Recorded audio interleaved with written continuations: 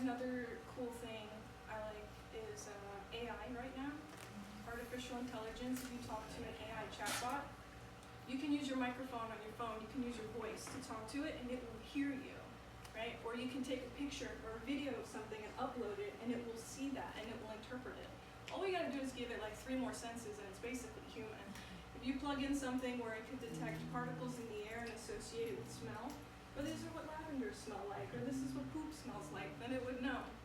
And if you gave it a tasting sensor, then it could taste, and then put it in some sort of like container where it has like haptic feedback based on how hard something is. It would know this is soft, like a cat, or this is hard, it's the floor.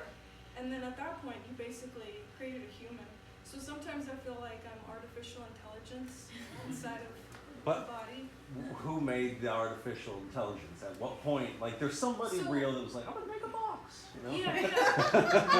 I'm gonna make a box and put all the humans in it. Yes, or AI or whatever. Well, going back to the Sims analogy, the dev team, the Electronic Arts, they made Sims.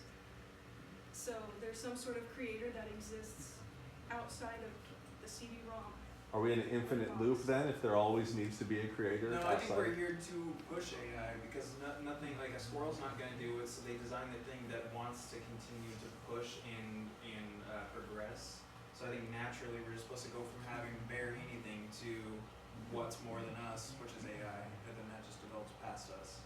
But I think there has to be, it's like a puppet system, but the puppet has to do the thing, and we are doing the thing for the system to be the best it can be. Yeah, but then we're back to that ocean thing where you pour the cup back in, and then it's back to being the ocean forever, and you'll never get that cup back.